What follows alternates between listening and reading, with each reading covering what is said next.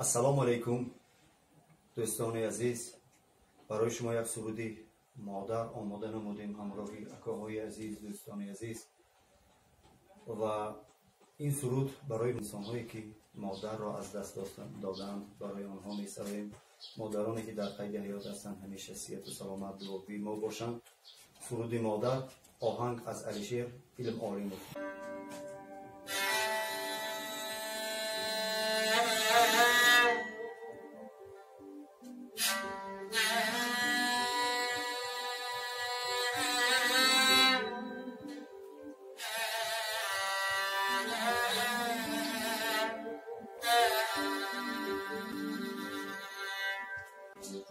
مادرم این رنگ زرد و آهی پر دردم،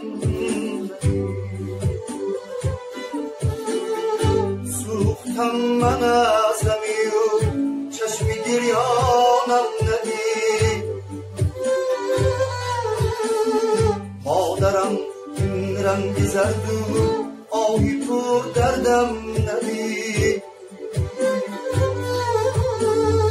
سوختم من از غمی و چشم گریانم ندید. گفتی نان یا شب تا برده نانت خورم،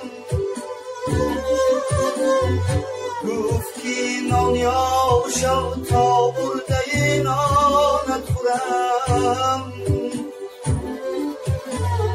من که نان یا شدم و تو برده نانت ندید.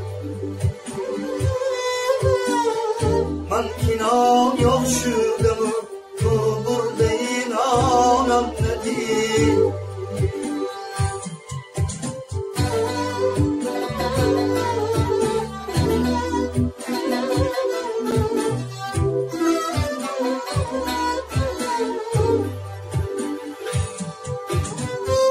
مادرم گفتا که من توی تو را دیدم،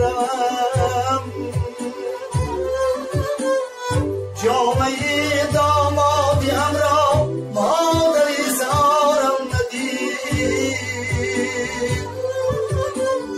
مادرم گفتا که من توی تو را دیدم،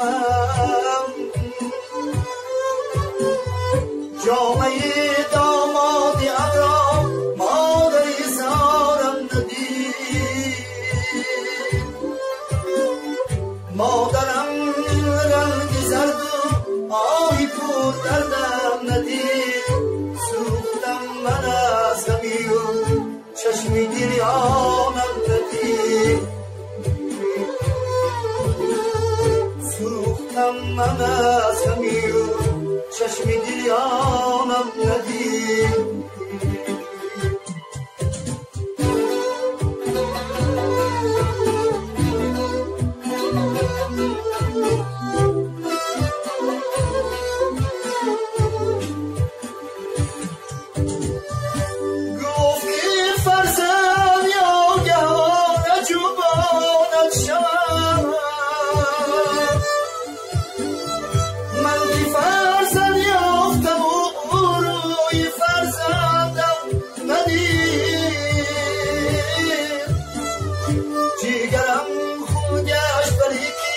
مادرم نزم سلام، دریغا مادرم این شیر و آهنگم ندید.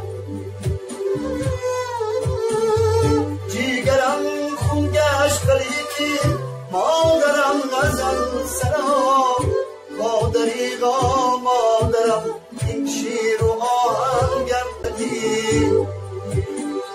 من که نان یا شدم